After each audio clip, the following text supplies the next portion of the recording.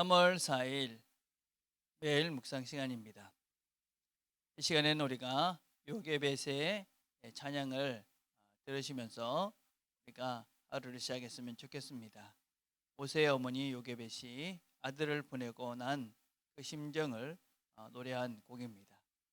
들으시면서 우리가 그 마음을 함께 누려봤으면 좋겠습니다.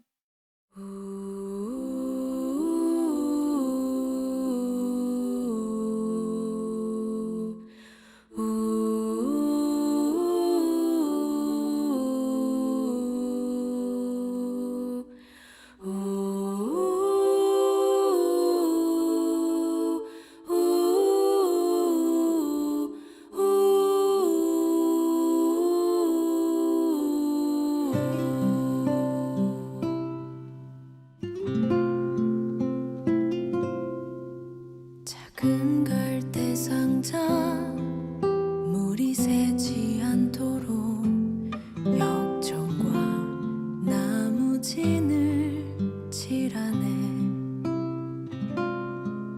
어떤 맘이었을까 그녀의 두 눈엔 눈물이 흐르고 흘러 동그란 눈으로 엄마를 보고 있는 아이와 입을 맞추고 상자를 덮고 강가에 띄우며 간절히 기도했겠지. 정처 없이 강물에 흔들흔들 흘러내려가는 그 상자를 보며 눈을 감아도 보이는 아이와 눈을 맞추며 주저앉아 눈물을 흘렸겠지. 너의 삶의 참 주인, 너의 참 부모이신 하나님 그 손에 너의 삶을 맡긴다. 너의 삶의 참 주인, 너를 이끄시는 주 하나님 그 손에 너의 삶을 드린다.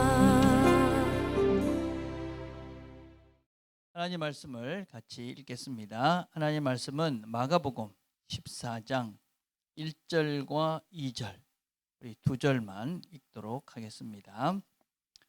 이틀이 지나면 유월절과 무교절이라 대제사장들과 서기관들이 예수를 궤계로 잡아 죽일 방책을 구하며 가로되 인여가 날까 하노니 명절에는 말자 하더라.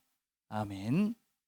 우리가 마가복음 14장을 이해하기 위해서는 유월절이라는 이 유대인의 절기를 바르게 이해하셔야만 합니다. 유월절은 우리가 알다시피 이스라엘 백성들이 출애굽했던 그 시간입니다. 특별히 유월절은 페사흐라는 말인데 영어로는 패스오버라는 말입니다. 지나갔다, 넘어갔다. 무엇이 넘어갔느냐면 죽음이 넘어갔다 하는 그런 의미를 담고 있습니다. 하나님께서 모세를 택하셔서 모세를 통해서 이스라엘 백성을 출애굽하게 하셨습니다. 그러나 그 말을 들은 바로는 모세의 말을 듣지 않았고, 그리고 하나님께서는 그들에게 10가지 재앙을 내리셨습니다. 그 10가지 재앙은 다 이 애굽의 우상들, 그들이 섬기고 있던 신들과 연관이 되어져 있는 것들입니다. 강, 땅, 그 다음에 짐승들, 하늘, 심지어 태양까지도 그들은 다 섬기고 있었는데 하나님은 그 모든 그들이 섬기는 그 신들이 하나님 손에서는, 하나님에게는 아무것도 아니다 하는 것을 여러 가지 기적들을 통해서 보여주셨습니다. 특별히 마지막 재앙은 장자들의 죽음입니다. 그 장자들은 그 당시에도 대단히 소중하게 여겼고 특별히 애굽의 이 바로는 태양신의 후손 현현이라고 믿고 있었습니다. 그리고 그 아들은 첫째 아들은 바로 다음에 그 태양신이 되어지는 그런 존재였습니다. 그런데 그 태양신의 현신인 그 바로의 첫째 아들이 죽었습니다. 이제 그래서 그들은 더 이상 앞으로 신으로서의 존재할 수 있는 그 땅의 가장 큰 신인 태양신의 후손이 사라지는 엄청난 재앙을 경험하게 되어집니다. 이것은 자기들이 너희들이 생각하는 가장 위대한 신 그조차도 하나님 손에 있다 하는 것을 보여주신 사건입니다. 그러나 이스라엘 백성들에게는 하나님께서 그 죽음에서 넘어가게 하셨습니다. 어떻게 하셨습니까? 우리가 알다시피 양을 잡아서 그 이스라엘 백성들의 문설주에 그 피를 바름으로 인해서 그 죽음의 그 신들이 넘어가고 이스라엘 백성들은 모두 장자들이 죽음에서 구원을 받게 되어집니다. 그래서 그날을 기억하는 날이 유월절이다라고 할 수 있습니다. 그래서 유대인들은 이 유월절, 지금도 그 유월절을 지키고 있는데 니산월 10일부터 유월절이다 그렇게 이야기합니다. 니산월을 지금 우리 달력으로는 3월, 4월 이쯤 된다고 할 수 있습니다. 그리고 니산월 10일부터 시작된 유월절 절기는 14일이 되면 유월절이 되어집니다.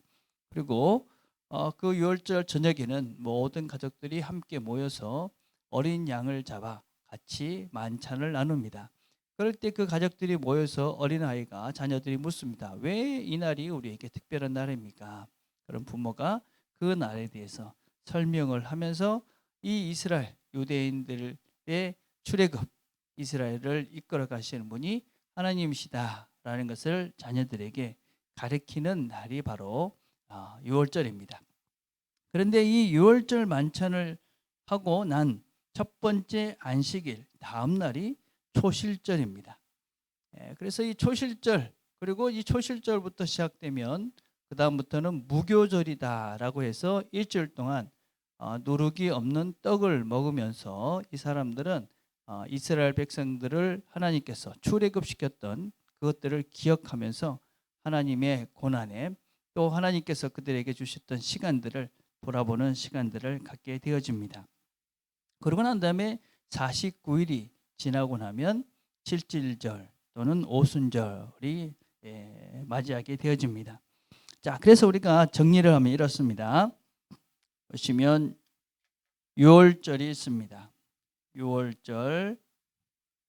유월절은 니산월 14일입니다.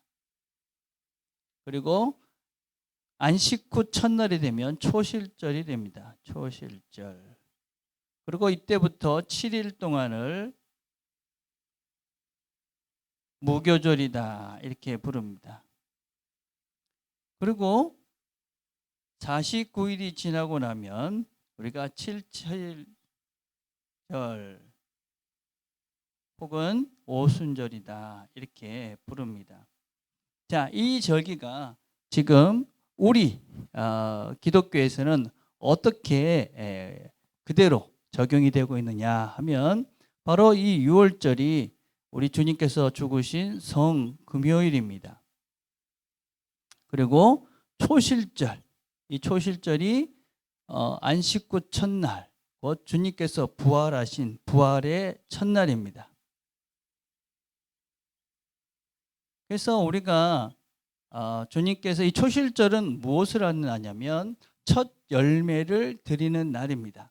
그래서 우리가 주님을 우리 부활의 첫 열매가 되셨다 그렇게 고백하는 것이 바로 이 초실절이 가지고 있는 의미다라고 할 수 있습니다. 그리고 49일이 지나고 난 다음에 칠칠절, 오순절, 우리는 이것을 다른 표현으로 하면 성령 강림 주일이다 이렇게 부릅니다. 그래서 유대인들 역사 속에서 있었던 이런 절기들은 지금 우리 교회에서도 그대로 그 의미가 이어지고 있고, 사실은 유대인들이 지켰던 이 절기는 하나님께서 우리 예수님을 통해서 이루실 여러 역사들을 우리가 미리 예정해 놓으셨던 그림자의 역할을 감당했던 것이 바로 유대인들의 절기다라고 할 수 있습니다. 자, 유대인들에게 그래서 이 날은 아주 특별한 날이었습니다. 보통 예루살렘 안에는 3만에서 5만 정도의 사람들이 살았는데 이 유월절 절기가 되면 보통 많으면 30만, 보통은 한 20만 정도의 사람들이 모여서 유월절을 지켰다. 이렇게 이야기를 하고 있습니다. 그러니까 아주 번잡한 도시였죠. 도시가 되는 것입니다. 근데 이때 로마의 식민지였던 이 예루살렘은 많은 문제를 일으켰습니다. 특별히 사람들이 많이 모였기 때문에 이스라엘 사람들은, 유대인들은 이때만 되면 이 로마에 대해서 반란을 일으키고 문제를 일으켰습니다. 그래서 이때가 되면 로마 군대들은 특별히 더 많은 사람들이, 군인들이 예루살렘에 주둔을 하였고, 그리고 이 총독들은 그 시간에 반란이나 혼란스러운 일이 생기지 않도록 하는 것이 그 당시 총독들이 해야 되는 가장 중요한 일이었습니다. 자, 그래서 이런 형편들을 잘 알고 있었던 당시에 이 로마와 같은 편에서 로마의 그런 앞자기 노릇을 했던 대제사장과 서기관들은 이때 유대인들이 반란을 일으키는 것이 가장 큰 그들의 문제였습니다. 그래서 그들은 이렇게 이야기하죠. 이틀이 지나면 유월절과 무교절이라. 대제사장들과 서기관들이 예수를 계기로 잡아 죽일 방책을 구하며 가로되 민요가 날까 하노니 명절에는 하지 말자. 유월절에는 예수를 죽이는 그 일은 하지 말자. 그렇게 말을 하고 있는 것입니다. 그러나 그들이 세웠던 이 계획은 몇 시간이 지나지 않아 무산되고 맙니다.